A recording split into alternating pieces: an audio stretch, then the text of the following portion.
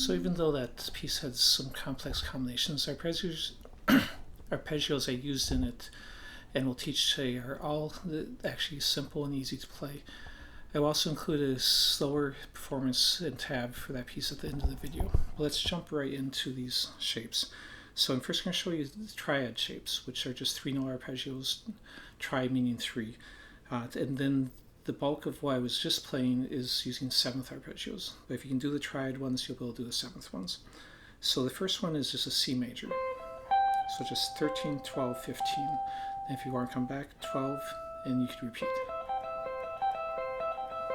Now you could start this either with an upstroke, down, up, down, or you could do a down, up, or if you wanted to do economy picking, you could do 2 downstrokes, up, down, up, and then you could repeat the first note to create the economy picking more easily. Now the picking on all of these triads will be the same because they're giving me the same number of notes in each string. So now we're going to shift back to a B note, and we're starting with my 3rd finger this time, and it's going to be 12, 10, 13, 10. And that's a minor flat 5.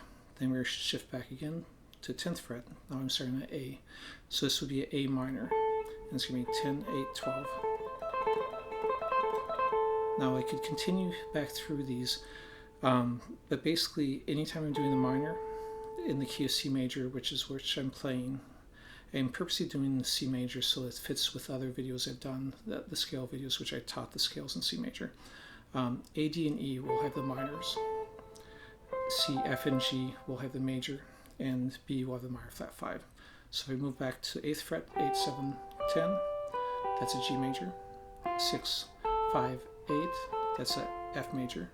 5, 3, 7, that's a E minor. And D minor at 3, 1, 5, and then you're just going to, there you go, you can see it. You're back to C where we started. Now moving forward, I might use different fingering. So for example, if I'm only moving 1 fret forward, then I might just slide my finger and then go back to the normal fingering. While if I'm moving 2 frets forward, I'll usually switch fingers. Okay, so that's triads across the 2 sets of strings. The shape will stay the same on every set of strings except when you cross over into a B string, because the 2nd string throws everything 1 fret forward. So if I'm doing that same shape I just was doing, like a C shape, then when I do that same thing on the 3rd string go to 2nd string, instead of being like this, these 2 notes will be pushed forward 1, so it'll end up being.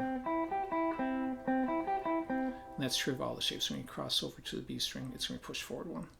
But when you start on the B string, it's normal. All right, now let's go and jump into a 7th. So if I just add the note before it, the B note before the C, then I have a C major 7.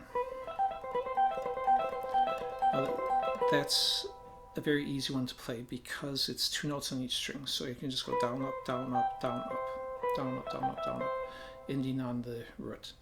It's the same picking as if you're playing a pentatonic scale. So if you know that and feel comfortable picking that, this is no different. Now the picking on these 7ths will all be the same too. So I move back 2 frets. I'm starting on the G, but the root is the B note because I'm starting on the 7th. So it's 10, 12, 10, 13.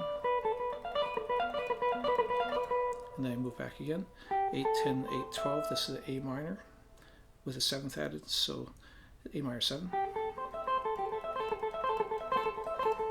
Then move back again.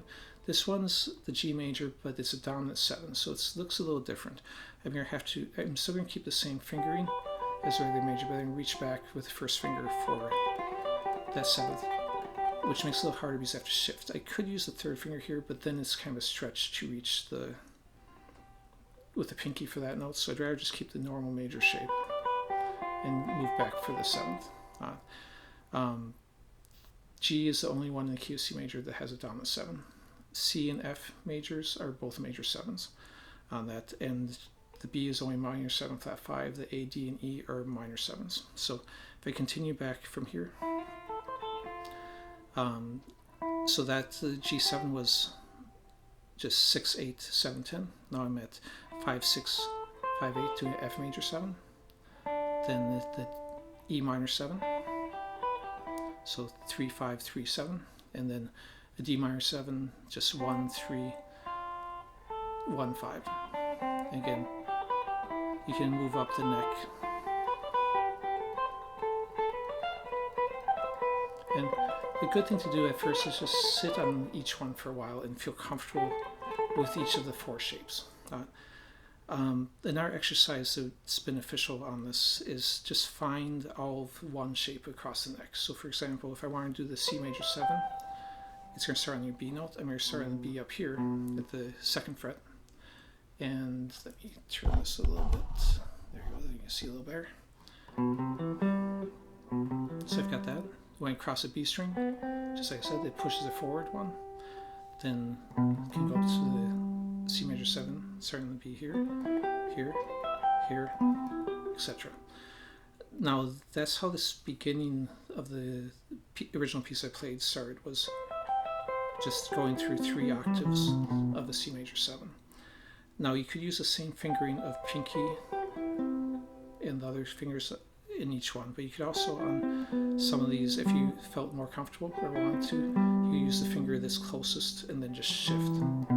Same thing when going forward. You can use the same fingering and shift at the end, or you can use a different finger to pull yourself forward. Either way. So let's go and let me play that other piece slow so you can follow it. Then I'm just, so it's a C major 7. I just do a start in a scale run in the low green scale.